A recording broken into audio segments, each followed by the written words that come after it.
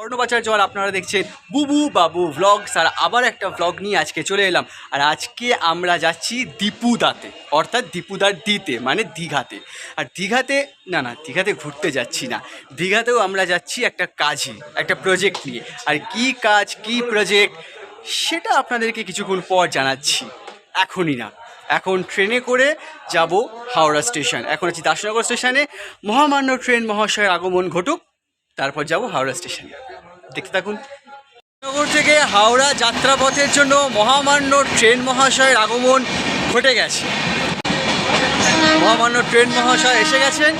এবার আমাদের যাত্রাপথ আপাতত হাওড়া স্টেশন।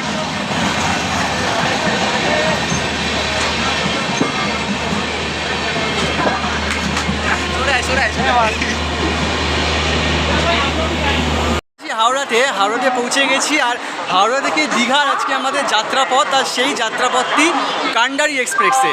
আর কান্ডারি এক্সপ্রেস আজকে 19 নম্বরে দিচ্ছে। আর 19 নম্বরে কান্ডারি এক্সপ্রেস করে আমরা আজকে যে দীঘার যাত্রাপথ, যেটা বলেছিলাম একটা কাজে যাচ্ছি, হ্যাঁ সত্যি আমরা একটা শর্ট ফিল্মের প্রজেক্টের জন্য দীঘা যাচ্ছি।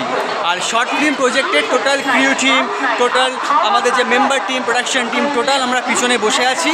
আর তার মধ্যে আমাদের টিমের যে ডিরেক্টর মহাশয়, সেটা হচ্ছেন এই মহামান্য মহাশয়, কি হচ্ছেন আমাদের ডিরেক্টর মহাশয়। আর ডিরেক্টর মহাশয় একটু একটা হাই করে দিই, ব্লগ চলছে। এইটা আমাদের ডিরেক্টর মহাশয়, একটা হাই করে দাও, ব্লগ চলছে, হাই করে থামস আপ দেখাচ্ছে। আর এই হচ্ছে আমার কো অ্যাক্টর কৃষাণু। আর হ্যাঁ, এই হচ্ছে আমাদের কো অ্যাক্ট্রেস। ওখানেও একজন কো অ্যাক্ট্রেস বসে আছেন। আর এই যে মহামান্য মানুষটি, ইনি হচ্ছেন ডিওপি আমাদের, অ্যাসিস্ট্যান্ট আর কি, মেন ডিওপি তুমি। আচ্ছা, এই হচ্ছে আমাদের আজকের মেন ডিওপি, নাম বাপন সানা। আচ্ছা, বাপন দা হচ্ছে আমাদের আজকের মেন ডিওপি। আর টোটাল প্রোডাকশন ক্রিউ টিম আমরা এখানে আছি। এই যে আমি পিছনে যে দেখাই, ওই টিমটা হচ্ছে, ওই যে টিমটা, এটা হচ্ছে টোটাল আমাদের প্রোডাকশন ক্রিউ টিম। আর আমরা এখন কান্ডারি এক্সপ্রেসের পথে যাত্রা করছি। ও হ্যাঁ, আমাদের কান্ডারি এক্সপ্রেসের আসুক, এখনও ট্রেনটা আসেনি, আসলে আপনাদের দেখাচ্ছি।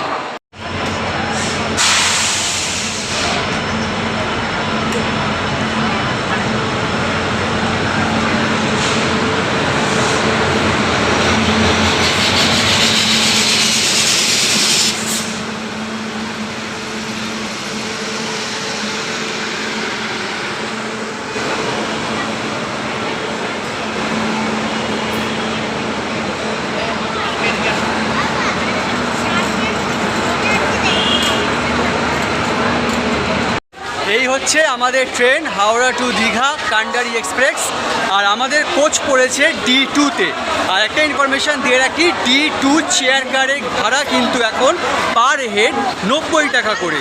যদি অনলাইনে কাটেন তাহলে হয়তো কিছু জিএসটি পড়বে, আর নর্মালি কাটলে 90 টাকা পার হেড এখন কিন্তু ভাড়া। ফাইনালি আমরা ট্রেনে উঠলাম। এই হচ্ছে কান্ডারি এক্সপ্রেস, নর্মাল যেরকম মেল ট্রেন হয় সেরকম। এই হচ্ছে কান্ডারি এক্সপ্রেসের ভিতরে। এখন সবারও, প্রত্যেকটা মানুষের এখন সিট খোঁজার পালা চলছে। আর আমাদের সিট এখানে 9, 10 আর 7, 8 ছিল, বা 7, 8টা এখানে একটা ফ্যামিলি নিয়েছে, তাদের 17, 18 ছেড়ে দিয়েছে। তাই আমাদের 9, 10 আর ওদিকে 11, 12, 17, 18 পুরো আমাদের। আর ওইদিকে 50, 55 আমাদের আছে। আর এই হচ্ছে টোটাল ট্রেনের অ্যাটমসফিয়ার। এখন সবার এখন সিট খোঁজার পালা চলছে। আর এইখানে হচ্ছে বেসিনে আর কি রিভিউ দেবো। কান্ডারি এক্সপ্রেসের বেসিন আপাতত হ্যাঁ একদম প্লেন, পরিষ্কার জল এখনও আছে, লাস্ট অবধি থাকলেই ভালো। আর কান্ডারি এক্সপ্রেসের টয়লেট যদি দেখাই, নর্মাল যেরকম টয়লেট হয় সেরকম, প্রচণ্ড টয়লেটটা এখনও পর্যন্ত নোংরা। তাই আর আপনারা দেখানোর কোনো ইচ্ছা আমার হলো না, প্রচণ্ড নোংরা টয়লেটটা। এই আমাদের ট্রেন এখন ছাড়লো হাওড়া টু দীঘা কান্ডারি এক্সপ্রেস। এখন সময় 3:08, আর 3:08 ছাড়লো আমাদের ট্রেন। কিন্তু আমাদের ট্রেন ছাড়ার টাইম ছিল 2:40 আর 2:40 ছাড়ার কথা, সেটা 3:08 ছাড়লো। এটাই আমাদের এখানকার ট্রেনের বৈশিষ্ট্য। আপাতত হাওড়া স্টেশনকে গুড বাই, আবার আসছি কাজ করে।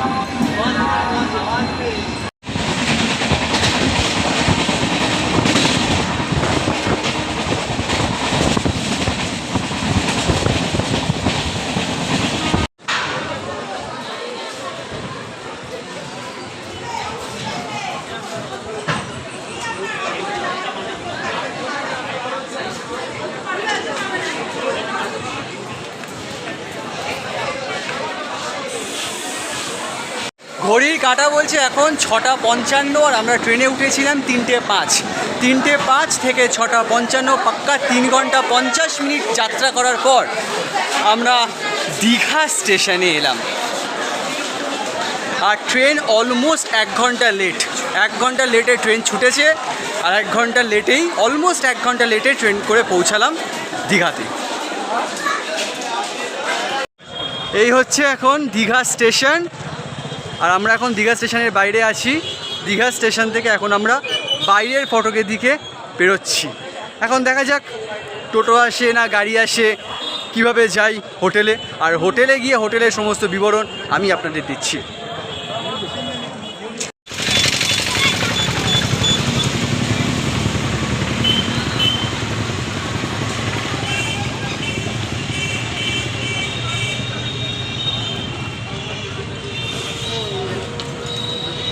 দীঘা থেকে আমরা ওই রাস্তা ধরে সোজা এলাম, আমি জানি রাস্তার নাম কি, সোজা এসে এই হচ্ছে আমাদের হোটেল, হোটেল স্বরলিপি।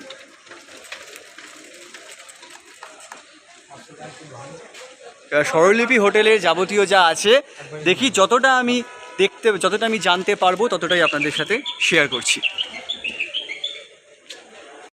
এসে আমরা যে হোটেলে স্বরলিপি হোটেল আপনাকে দেখালাম, সেই স্বরলিপি হোটেলের ভিতরে আমাদের যে রুমটা দেওয়া হয়েছে সেটা হচ্ছে এই রুম।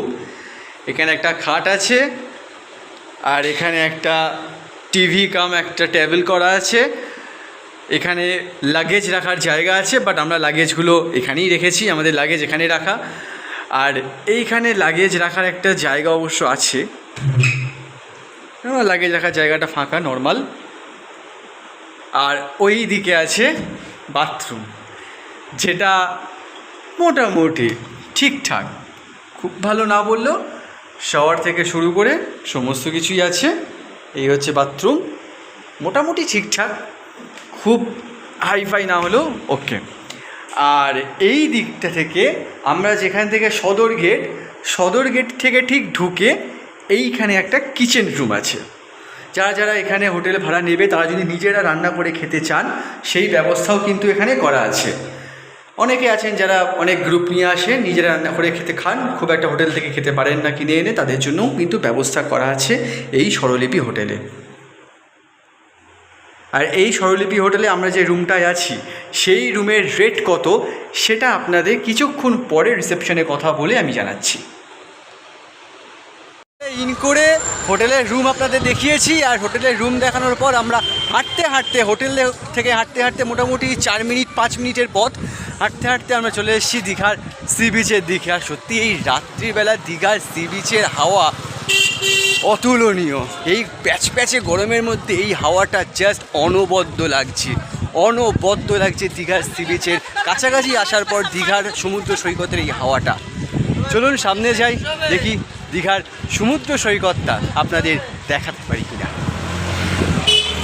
কতটা আনতে পারছি জানি না, সত্যি পিছনে সামনে হচ্ছে সমুদ্র সৈকত, সেই দীঘার সমুদ্র সৈকত হচ্ছে এই সামনে। এখনো মানুষের ঢল, বিশাল মানুষের ঢল, প্রায় চোখে পড়ার মতো। আর কতটা দেখাতে পারছি জানি না, এই দূরে এই হচ্ছে সমুদ্র সৈকত।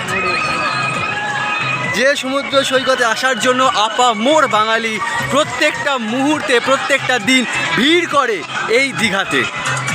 আর সেই সমুদ্র সৈকতের গর্জন, সেই সমুদ্র সৈকতের আওয়াজ দেখাচ্ছি আপনাদেরকে।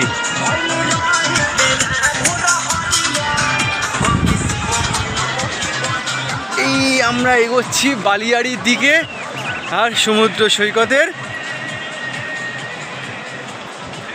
উপভোগ করতে। কতটা আনতে পারছি জানি না, সত্যি পিছনে সমুদ্র আর সমুদ্রের জল আমার পায়ে এসে ঠেকছে। আর এইখানে এসে এইভাবে সমুদ্রের জলকে এনজয় করা এই রাতের মধ্যে তার একটা আলাদা রোমাঞ্চকর অনুভূতি, আলাদা একটা অনুভূতি অবশ্যই আছে, যেটা প্রত্যেকটা বাঙালি উপভোগ করে। আর প্রত্যেকটা বাঙালি উপভোগ করার জন্য দীঘাতে প্রত্যেক মরশুমে প্রত্যেকটা দিন ভিড় করে। আর সত্যি এই অনুভূতি, এই রোমাঞ্চকর অনুভূতি, সেটা ভাষায় প্রকাশ করা যাবে না যতক্ষণ না এই রাত্রির বেলা এসে আপনারা অনুভব করবেন। পিছনে এরকম সমুদ্রের ঢেউ আর একটু পা ভেজান না সমুদ্রের জলে।